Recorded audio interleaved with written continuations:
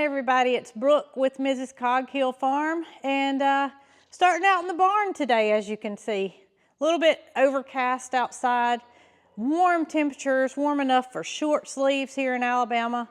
I know the rest of the country can't say the same because I've heard of a lot of ice and snow and lots of winter weather across the eastern part of the country especially. So I hope you are enjoying whatever you're doing today, and I hope that I'm gonna add a little bit of extra enjoyment to your day from what I'm gonna show you. I've already fed and taken care of almost everybody this morning, with the exception of the three biggest animals on the farm, and that is the cows. So some of you said, why do you use those empty coffee cans for your feed scoops when you guys have your own coffee? Jason's work at the car dealership where he worked used this coffee as well. So we have lots of these that we've used for many years as a feed scoop, and it works well. Just kind of like Ryan's coffee a little bit better. So a feed scoop for the containers, it is, and that's the explanation. We got to go get these cows fed. They might have given up on me already, but they've got a good big round bale of hay out there that's going to keep them satisfied. And now I got to ask y'all some questions. All right, Tater, you know you're down here. You're not going to miss that meal, are you, girl? There you go, big girl. All right, Mr. Moody. There you go. I'm going to turn the fence off, Mildred, while I come down here and get you fed. Something has happened here at Cog Hill Farm, and I need you guys to help me. I may get an answer without having to go much further than what I have in my hands, but I want to see what you guys think as well. So let me show y'all what I have in my hand and see if you can't figure out what it is.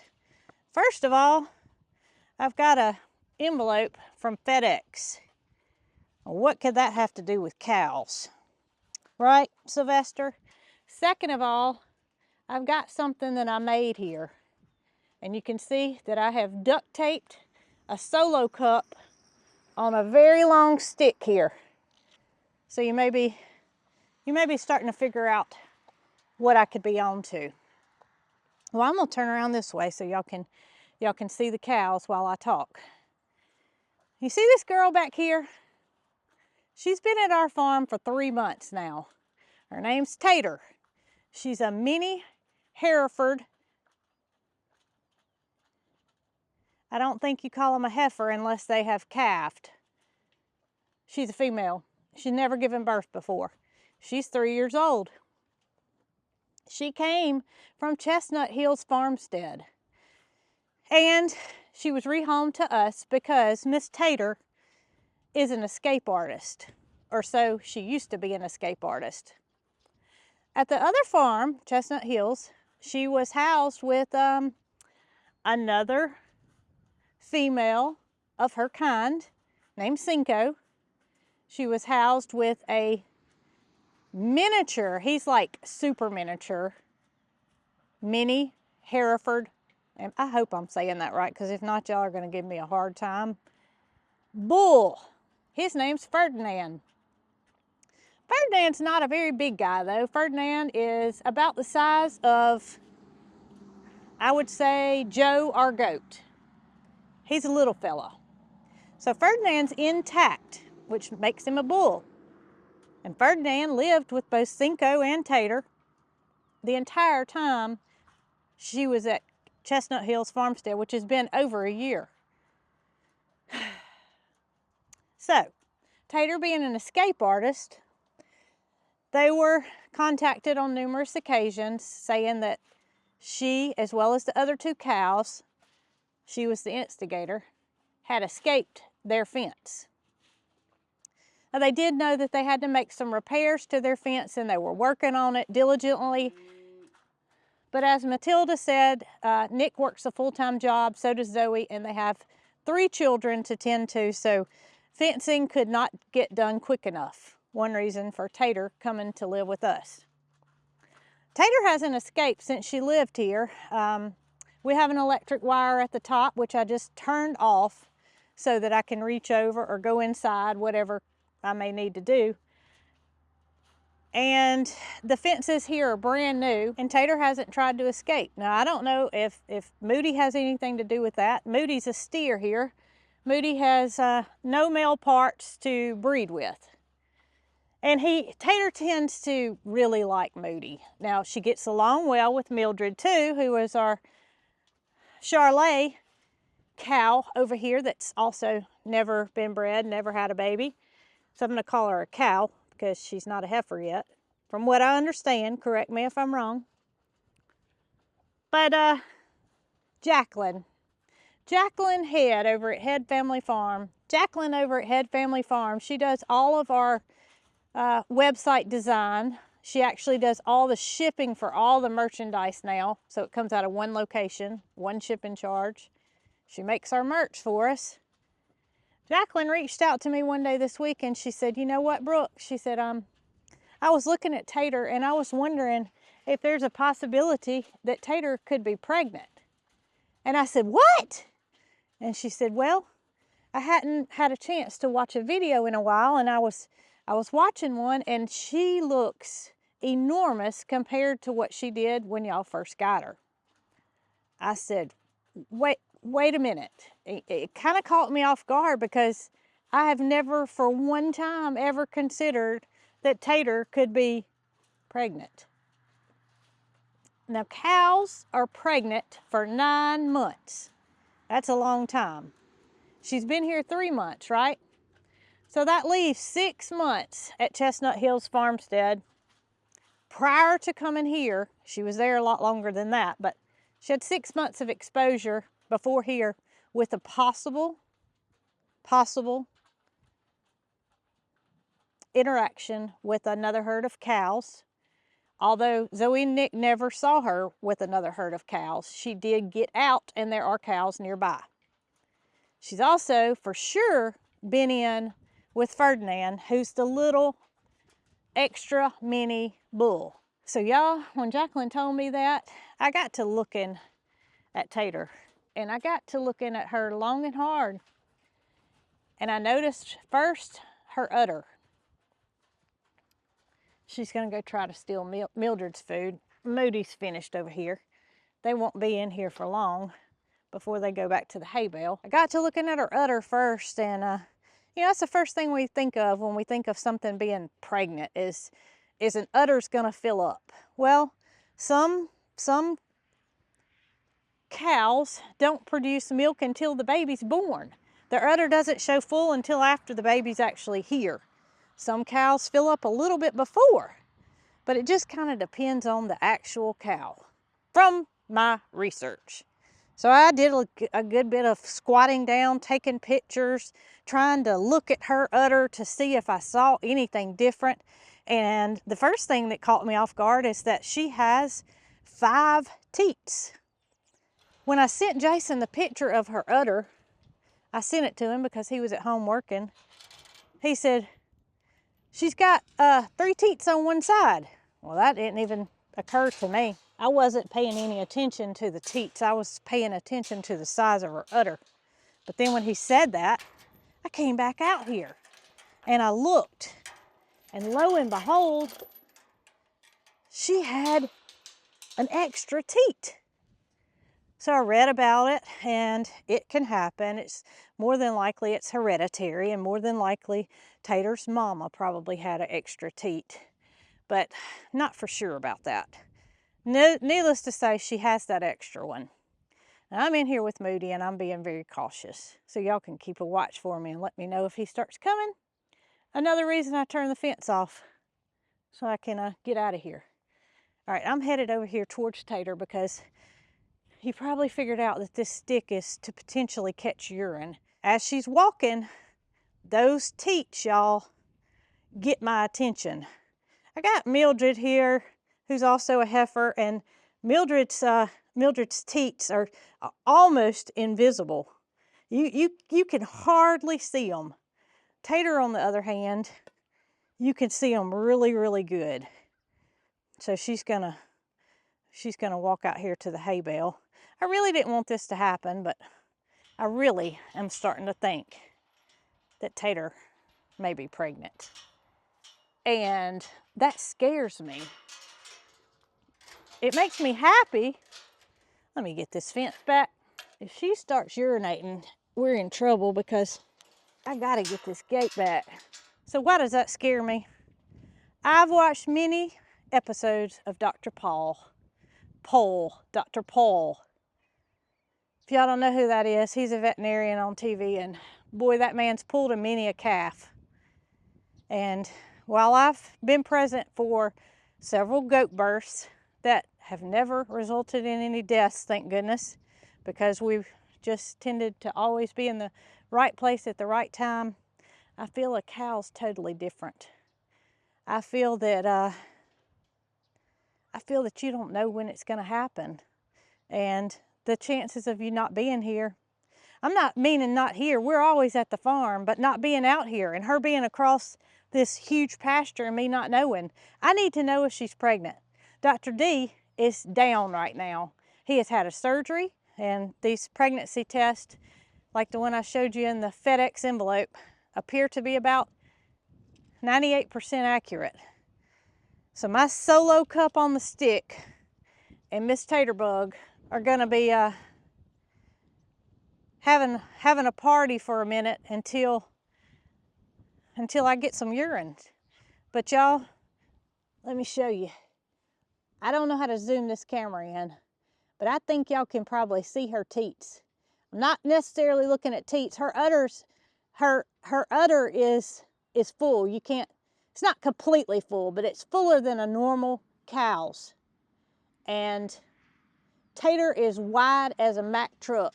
Since I've been watching out for her behavior and thinking this possibility of her being pregnant, I've noticed her swishing her tail a lot. There's no flies right now. It's not the time of year for flies here yet, although we've had some warmer temperatures. There's no flies. Tater's swishing her tail around. Look at her. This girl, she's going on a diet if she's not bred. She's definitely got to go on a diet because she's a big lady. All right, here's probably the biggest kicker. So I know when Mildred's in heat, Moody plays her a lot of interest, even though he is a steer. He's been fixed. I still know when Mildred is in heat, and I couldn't tell you the first time that Tater's been in heat since she got here. Having some Matilda and Tater time. You can see how little Matilda is compared to Tater. Not because Tater's on the wide side, just the mere size difference, and Matilda being a calf and Tater being, she's just a kissing her. Oh, how sweet. I think Tater and Matilda would do just fine together. And I think Moody would too. It's just the fact that he's so big, and I just, oh, look how sweet. Yesterday, I spent quite a bit of time in here with Tater and looking and rubbing on her and feeling her and just trying. She's staying close to the barn a lot. And I say barn, I mean their shelter right back behind me. We got some emu visitors over here, Nugget and Goldie. Matilda, she doesn't know what to think about them, and they could care less if she's in here or not. Nugget's always been around other animals, and Goldie has too, so being with the goats and donkeys and Matilda has not been an issue since we opened the pasture so that everybody can go down to the pond area. All right, Matilda. I learned my lesson with Paris when I was trying to collect urine. I ended up being able to grab a little bit from Paris, enough to do the test, but upon trying it with her, I knew that there was no way I could get a cup up under you. So solo cup on a long stick, it's going to come in handy if you ever decide that you need to go. Just telling you, you can do that at any time.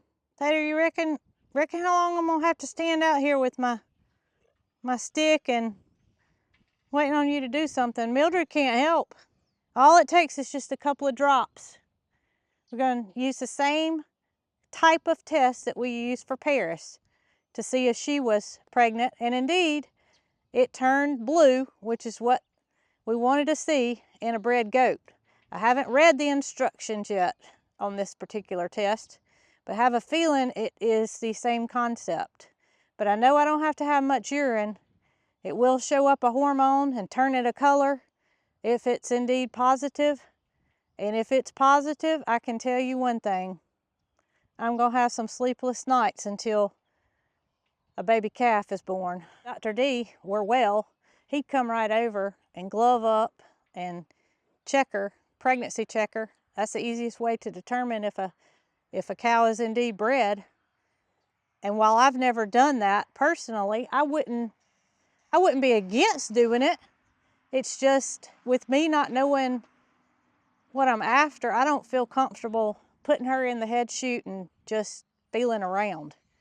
I would like for him to show me what to do first before I just go in there and start feeling. Mildred's doing number 2 over here beside you. And that's already been done by Tater. Well, Tater's now led me out into the pasture where I guess we're gonna spend the rest of the morning. Hopefully she's got her own little spot that she goes to do her business over here like Peaches does. Peaches just goes to one spot in the pasture, and this may be it. Nope, gonna go for a scratch. You know, Peaches is a very, very clean girl. Oh, y'all see it? Look at there. Look. That was that udder in full view, and it's big. It's big. Come on, Tater. Don't push the tree over. This is another thing that she's doing. She's pushing things with her head. Y'all, this might be it.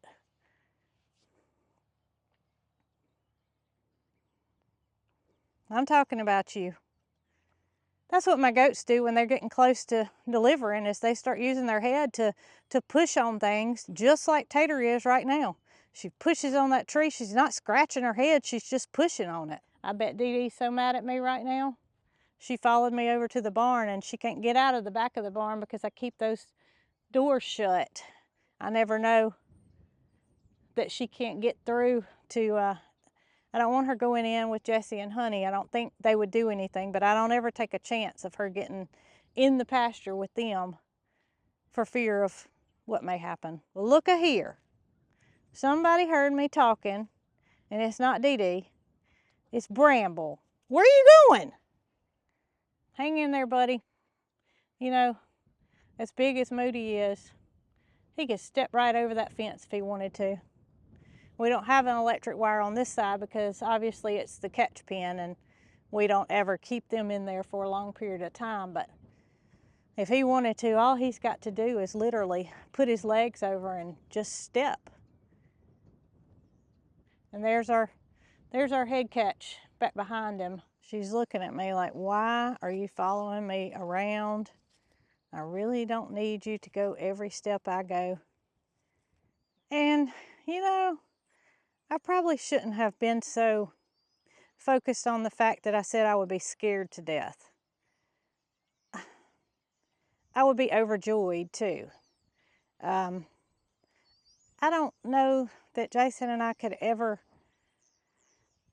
intentionally breed a cow ourselves because we just don't consider ourselves experienced enough to know what to do, you know, if complications were to occur during a pregnancy. Now she's doing number 2 again. But I didn't mean to sound like I wouldn't be excited, overjoyed. I would be, but I would also be scared. If you can't tell, the wind's blowing a bit. But I've already thought of names too. She came with the name Tater, so automatically I started thinking of Tater names. Tater and Chip. Tater and Tot. Tater, and Mater. The list goes on. Jason's first thing that he said to me when I said I thought that there's a possibility that she looked like she was pregnant, he wanted to know, what would we do with the baby? I wanted to say, what kind of question is that? I can't believe he had to ask, what would we do with the baby? I know what we would do with the baby. If it were to be a little bull calf, I had to stop because I think she's fixing to go.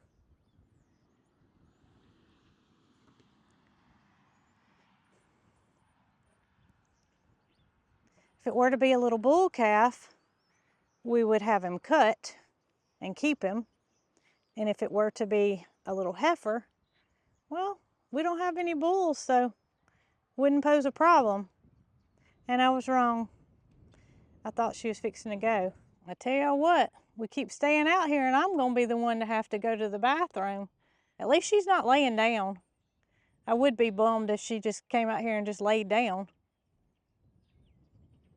If this test were to be negative, I'm still gonna have Dr. D come out and just check her over, because if she's not pregnant, she is indeed overweight. And me seeing her every day, Jason seeing her every day, we just don't tend to notice things like that. So I just need to give her a good once over and make sure everything's okay. You know, with Mildred's teats not looking like hers and her udder not looking like hers, it just kind of, I just want to have her checked out, needless to say. So I just read that a typical cow will urinate between 10 and 12 times a day. That tells me in a 24-hour period, maybe once every 2.5 hours or so. So I've been out here quite some time. I'm not gonna give up. It's coming eventually. She just went some and I scared her. There's some dripping off of her. I'm almost tempted to get what fell on the ground before it absorbs. Come on, girl. I wish I could just get a couple of dribbles off of her. And by the way, I wanted to let you guys know that today is Saturday and this video will be out on Sunday. So some of you may be wondering how far in advance that we film and how far in advance that this may have been made.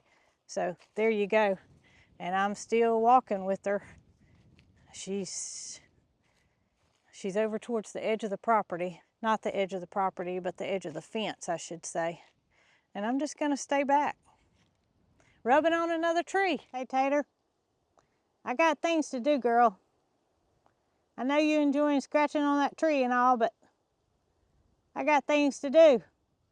Thank goodness all the animals have been fed and taken care of, because you sure are taking your sweet time. I did buy 2 of the pregnancy tests that are intended for cows, because I thought if Tater is indeed pregnant, that Zoe and Nick might want to check Cinco. I'm the happiest cow owner in the whole wide world. So Tater and I have been walking around out in the pasture and just spending some one-on-one time. I just decided that I was going to collect it off the ground. So as we're walking side by side, there she goes. She starts to urinate. I didn't move fast. She wasn't worried about me being there because I've been walking beside her. And look, I promise y'all, there's a very little bit in there. Okay, so I'm a little bit out of breath because I'm kind of excited. I'm gonna grab this test and see. I mean, it's sealed. I haven't opened it. Hopefully it has instructions in here and I don't have to go to their website to figure out how to do it. I'm so excited I can't even get it open. I wasn't this nervous with my own pregnancy test. All right, so here we go. And I told you I got 2. So providing she is indeed pregnant, I'm gonna give Zoe one. No bramble. Okay, so upon reading the directions, this is for cows, water buffalo, and American bison. This will test cows at 60 days to term. And I just take the little strip, dip it in the urine for a few seconds, Make sure the blue pad is completely wet. Withdraw, tap the excess urine, and position horizontally and wait 10 minutes. Okay, here goes. Here's my little testing strip. I'm telling y'all, I am shaking. All right, what else is in here? Nothing. Oh, something. I think it's just a little thing that it ships with, the little oxygen absorber. All right, so here's my stick. And then, I don't know if y'all can see the urine, but I'm not gonna take a chance. And I gotta dip it down in there, make sure that the blue is covered for a few seconds. That's plenty of urine, so there's no reason that this should not work. All right, to shake off the excess. I hope I got enough on it. I'm gonna do it one more time.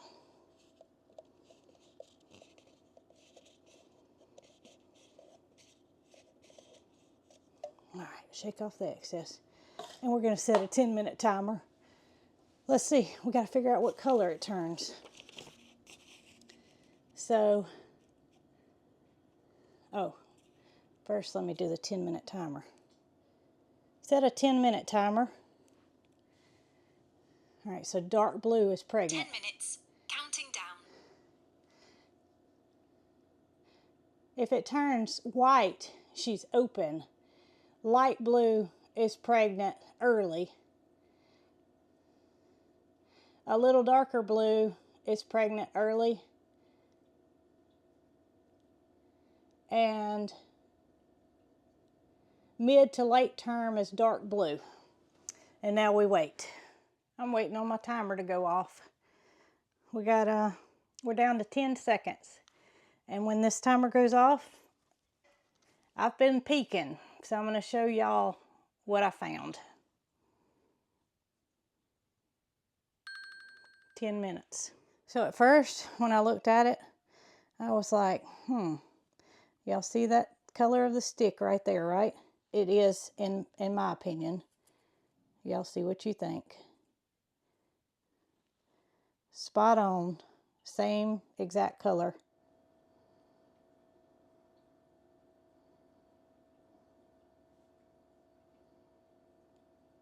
I don't know of one girl that can be more excited and nervous at the same time. But I think that my thinking, or Jacqueline's thinking, I should say, was spot on. And now it's time to get real, because this girl, I do believe, is going to have a baby. And I don't know what Jason's going to think about this, or Zoe, or Nick, or Moody, or Mildred. But I know one thing. I didn't expect this to happen. And it's one of the happiest farming moments that I could have asked for. And I just hope that this 92% accurate test is indeed just that. So with my tears in my eyes, I will update on the next video if Jason doesn't do it first.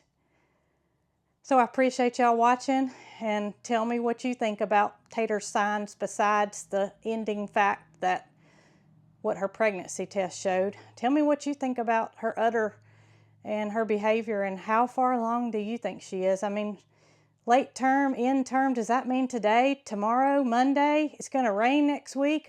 Do I need to bring her in the house? I don't know. I'm just a little bit excited. So I hope y'all are too.